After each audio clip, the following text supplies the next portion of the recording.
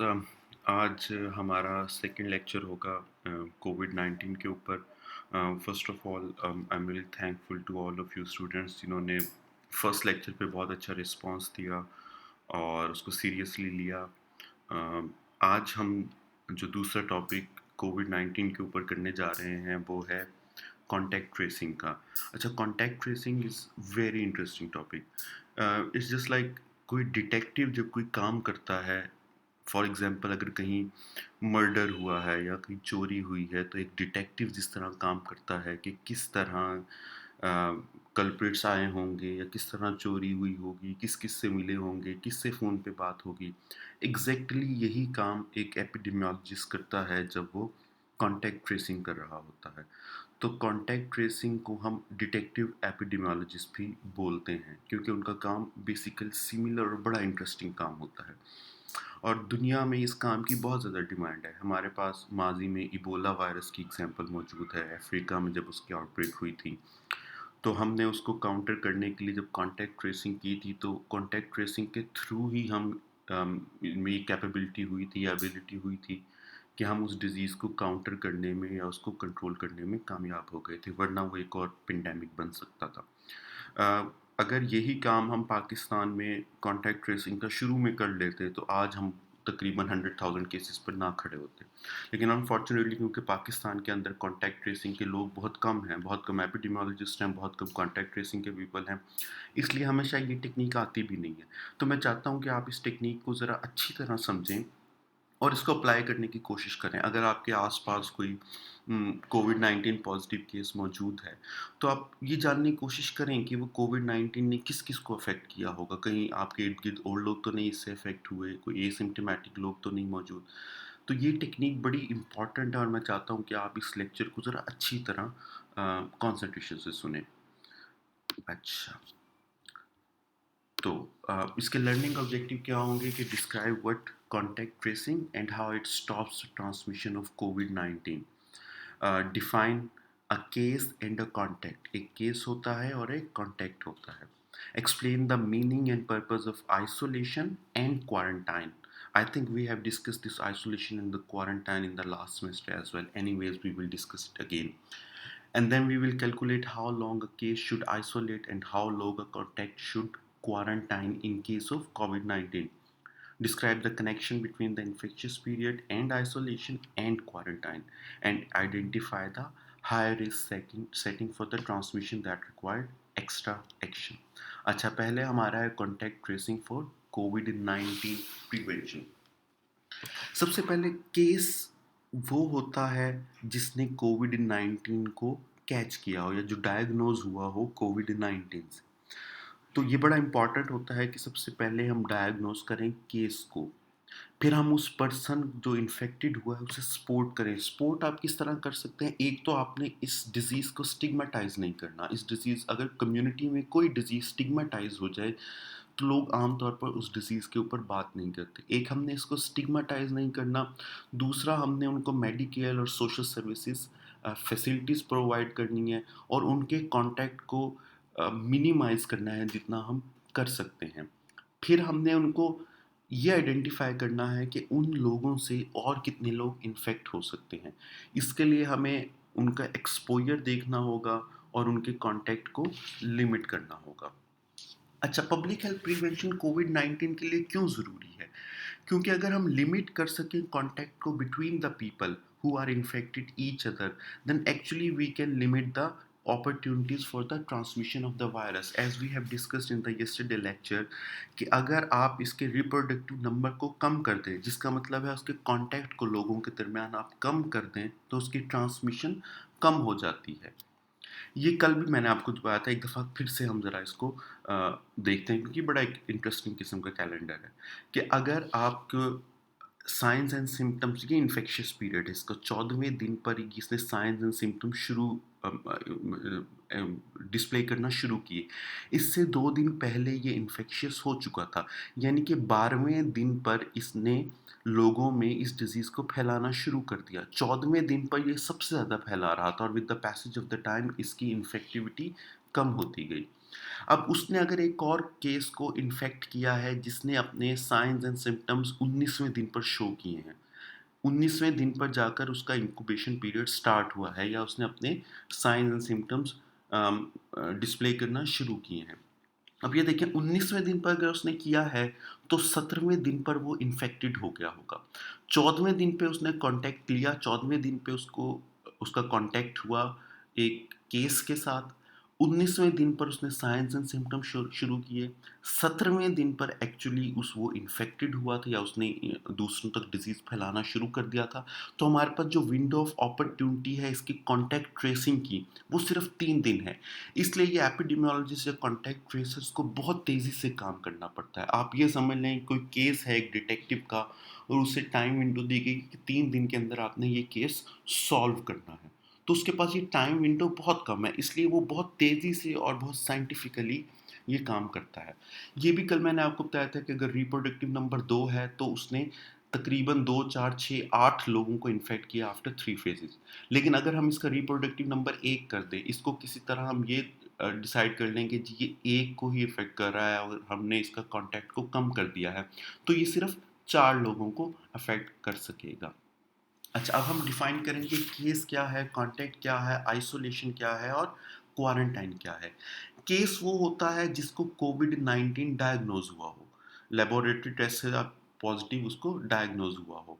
एक होता है सस्पेक्ट या प्रोबेबल केस। अम, कुछ ऐसे केसेस होते हैं जो साइंस एंड सिम्पटम्स शो करना शुरू कर देते हैं लेकिन अभी आप उनको कंफर्म नहीं कर पाते थ्रू द लेबोरेटरी टेस्ट। तो ये केस की डेफिनेशन होती है। कॉन्टैक्ट वो होता है जो केस के साथ इन कॉन्टैक्ट आया हो या केस से एक्सपोज हुआ हो। उसका रिलेटिव हो सकता है या उसने सेम इन्वायरमेंट शेयर किया हुआ हो। तो जब वो इन्फेक्शियस थे केस तो उन्होंने जिस जिस लोगों से कॉन्टैक्ट किया वो हमारे कॉन्टैक्ट्स हैं। अ, 3 काइंड्स ऑफ कॉन्टैक्ट होते हैं। एक फिजिकल कॉन्टैक्ट होता है, एक क्लोज कॉन्टैक्ट, ये हम कोविड-19 के सिनेरियो में बात कर रहे हैं। दूसरा क्लोज कॉन्टैक्ट होता है जो विदिन 6 फीट आया हो और कम से कम 15 मिनट के लिए आया हो। ये एक स्टैंडर्ड यूएसए ने डेवलप किया है कि आप ये भी हो सकता है 15 मिनट से कम मिनट्स में भी आप पॉजिटिव हो सकते हैं, लेकिन स्टैंडर्ड यही है कि विदिन 6 फीट, क्योंकि आपके ड्रॉपलेट्स 6 फीट तक ट्रैवल करते हैं और 15 मिनट तक। दूसरा प्रॉक्सिमेट कॉन्टैक्ट, कि एक्चुअली अगर मोर देन 6 फीट भी है लेकिन अगर उसने सेम इन्वायरमेंट शेयर किया है for the extended period of time, then we should consider this person as a contact as well. तो हमारे पास 3 हो गए, फिजिकल कॉन्टैक्ट, एक ऐसा क्लोज कॉन्टैक्ट जिसने 6 फीट के अंदर रहा हो 15 मिनट के लिए, या एक प्रॉक्सिमेट कॉन्टैक्ट जो 6 फीट से दूरी पे हो लेकिन उसने सेम इन्वायरमेंट लंबे टाइम के लिए शेयर किया हो।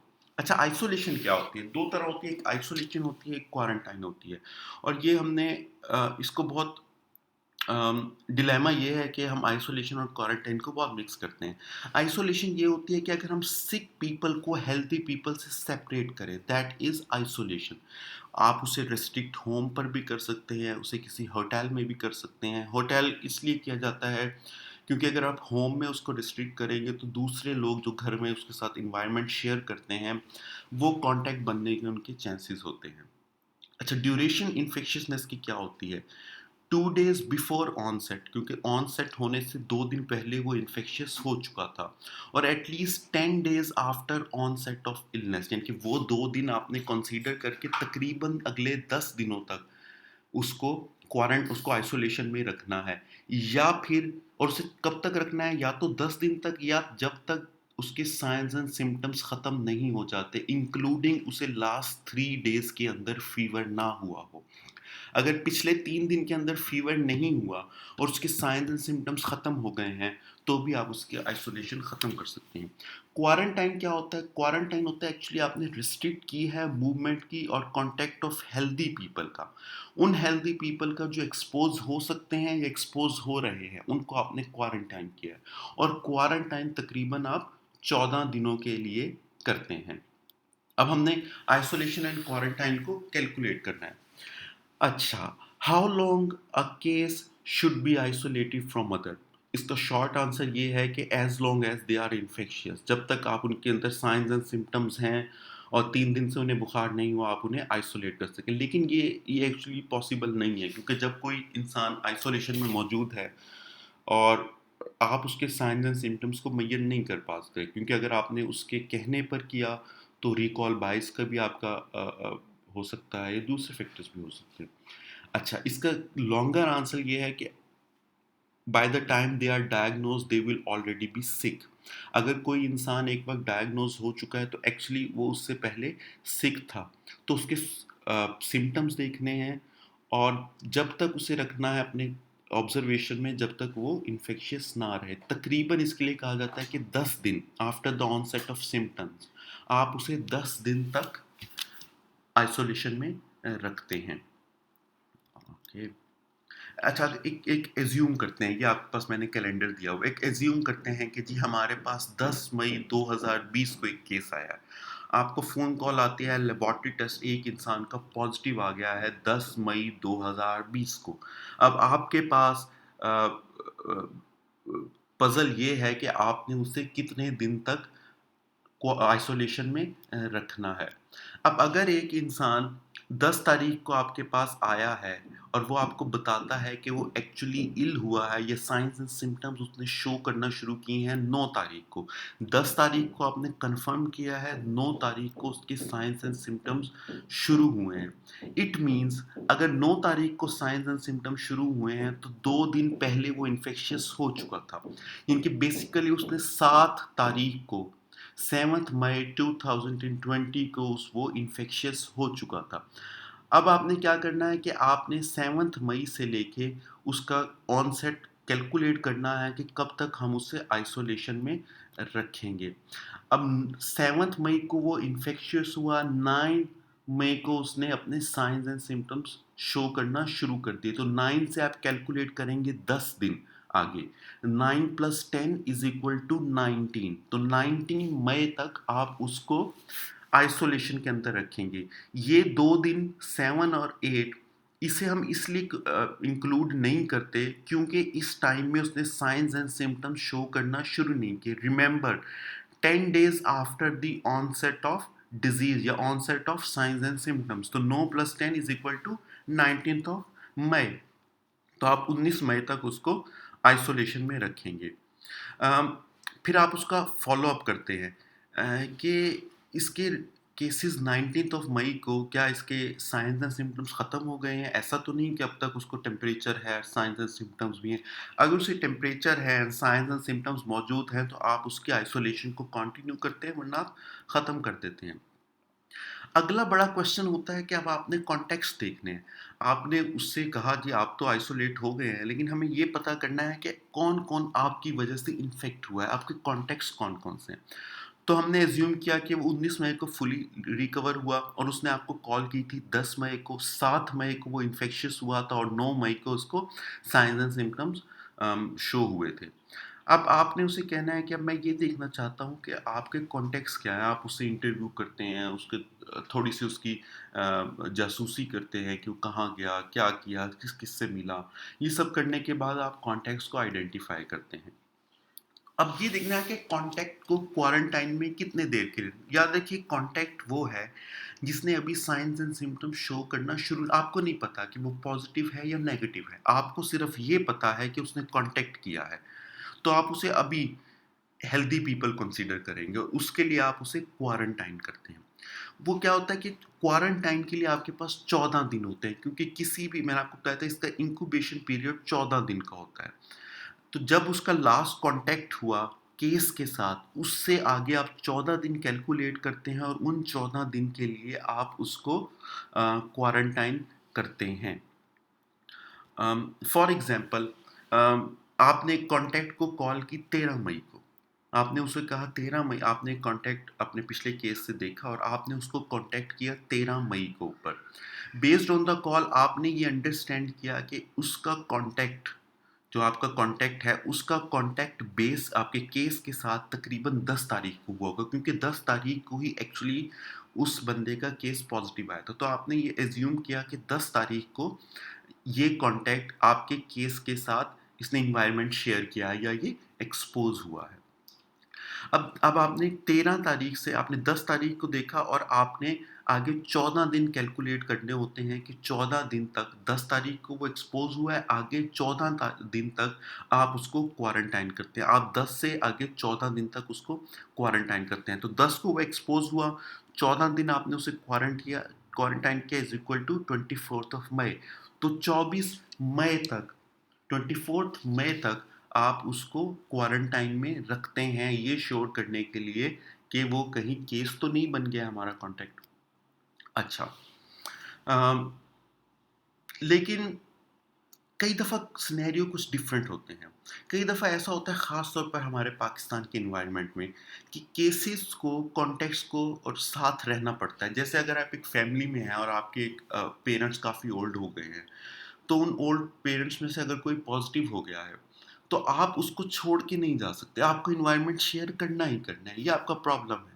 आप ऐसे कंजेस्टेड एनवायरनमेंट में रहते हैं, ना जहाँ आपके पास फैसिलिटीज़ हैं, ना आपके पास अपॉर्च्युनिटीज़ हैं, तो आपकी मजबूरी है कि आपने केस के साथ अपना एनवायरनमेंट शेयर करना ही करना है। तो इस सिनेरियो में, जहाँ कॉन्टैक्ट कंटीन्यूअसली केस के साथ रहेगा, वहाँ कॉन्टैक्ट को हमने कितने टाइम के लिए क्वारंटाइन करना है? अब ज़रा हम ये देखते हैं।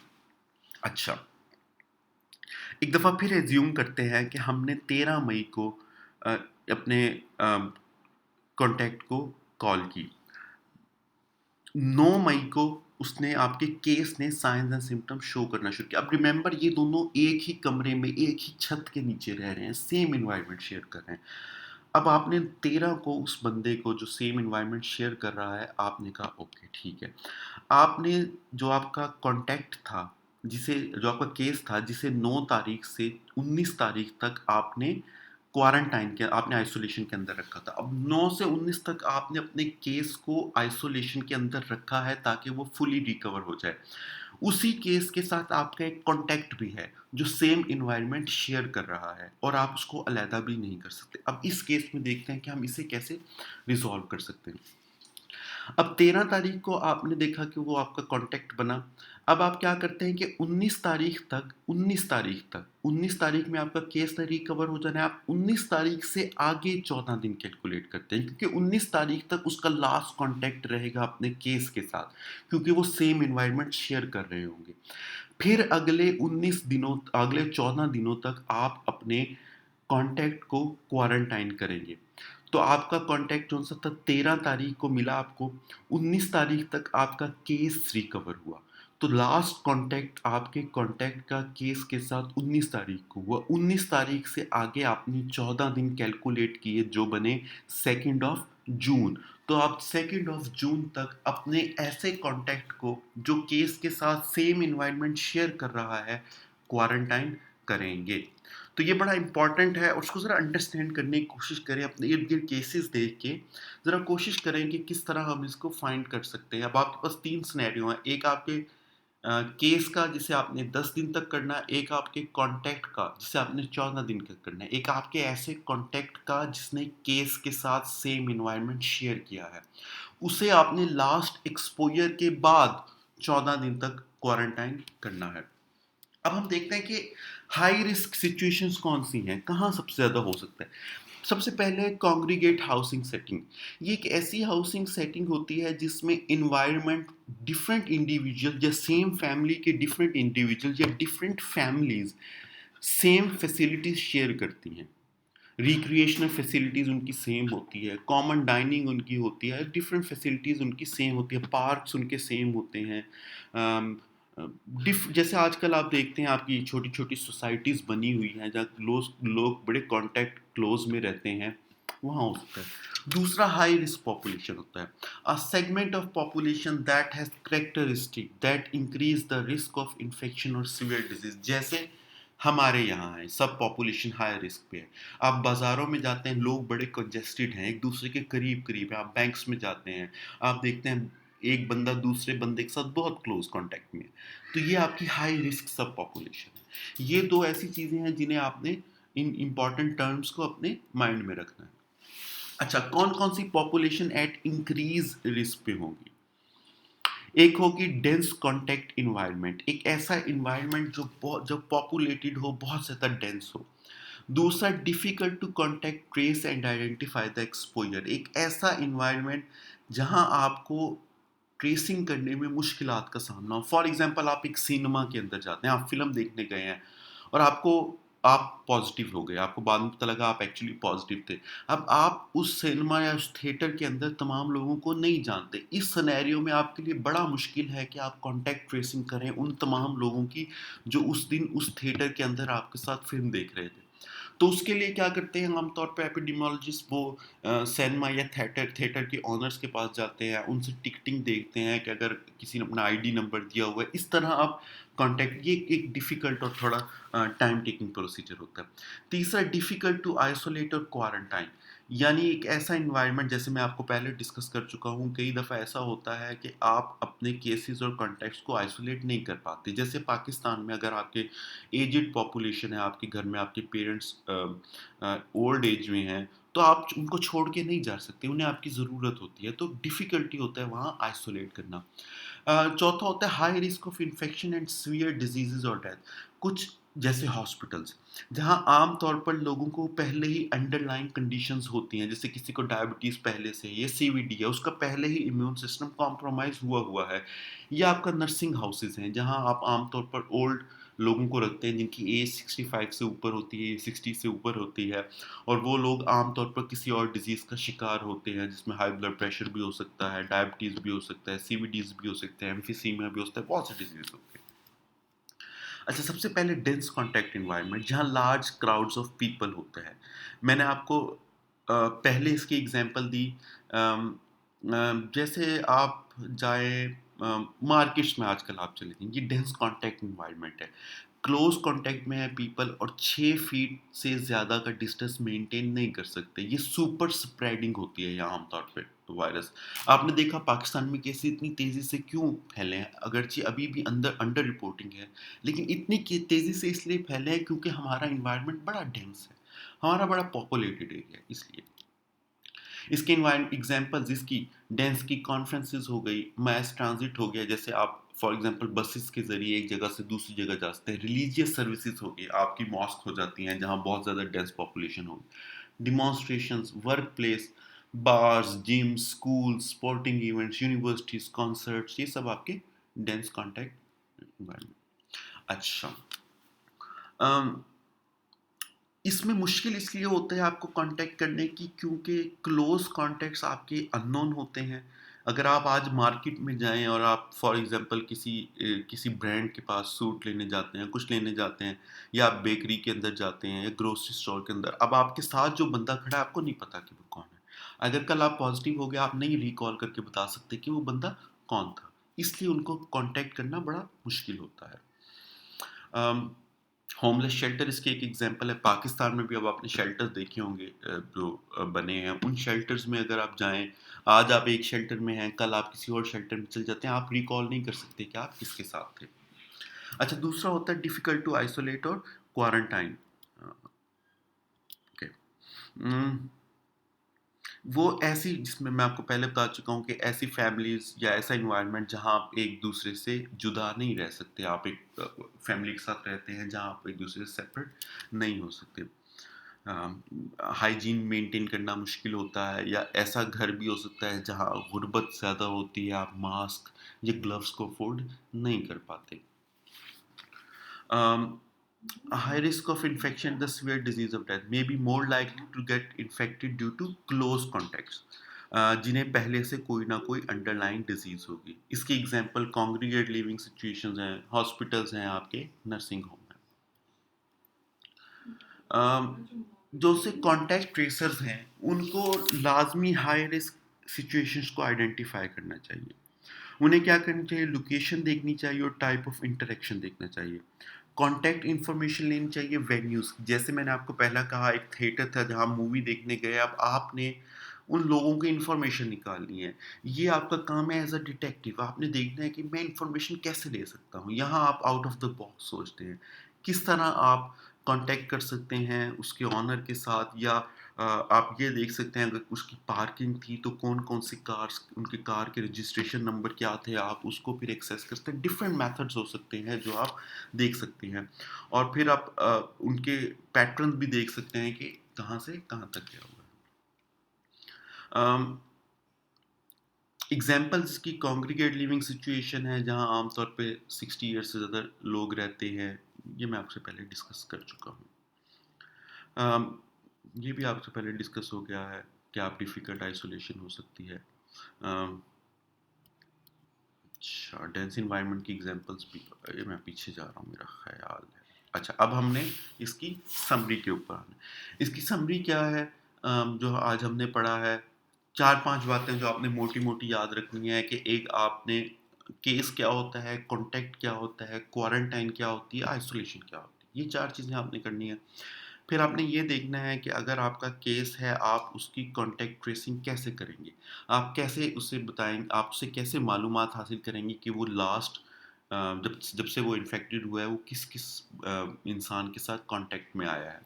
फिर आपने देखना है कि आप उसको आइसोलेट कितनी देर के लिए करेंगे। फिर आपने देखना है उसके जो उनसे कॉन्टैक्ट्स हैं, उनको आप आइसोलेट या उनको आप क्वारंटाइन कितनी देर के लिए करेंगे। फिर आपने कॉन्टेक्स्ट के कॉन्टेक्स्ट ढूँढने होते हैं। फिर आपने तीसरा केस हमने वो पढ़ा था जिसमें एक कॉन्टैक्ट और केस सेम एनवायरनमेंट शेयर कर रहा है। फिर आपने ये देखना है कि आपकी हाई रिस्क सब पॉपुलेशन कौन-सी हैं या आपकी कॉन्ग्रीगेट लिविंग्स कौन-कौन सी हैं। आपके बैंक्स हैं, आपके स्कूल्स हैं, आपके ग्रोसरी स्टोर्स हैं, आपकी मार्केट्स हैं और जब ये डिफ़िकल्टी हो कि आप कॉन्टैक्ट ट्रेसिंग नहीं कर सकते तो इस सिनेरियो में आप किस तरह कॉन्टैक्ट ट्रेसिंग करेंगे। तो ये हमारा आज का लेक्चर हुआ। मैंने आपको एक असाइनमेंट दी थी एंड आई होप कि आपने वो असाइनमेंट कर रहे होंगे, उसके ऊपर काम कर रहे होंगे। इस इससे रिलेटेड कोई क्वेश्चन होगा कॉन्टैक्ट ट्रेसिंग क्योंकि बहुत बहुत इंटरेस्टिंग टॉपिक है और बहुत ज़्यादा इन्फॉर्मेटिव टॉपिक है। तो आपने इसके ऊपर ज़्यादा कंसंट्रेशन देनी है। फिर हम इंशाल्लाह देखेंगे जब कल वाले टॉपिक में कि हम किस तरह कम्युनिकेशन करके या किस तरह इंटरव्यूज़ करके बेटर इंफॉर्मेशन हासिल कर सकते हैं। अगर आपको कोई क्वेश्चन होगा तो आप मुझको वो क्वेश्चन बता देंगे और हम आप चलें जी, थैंक यू।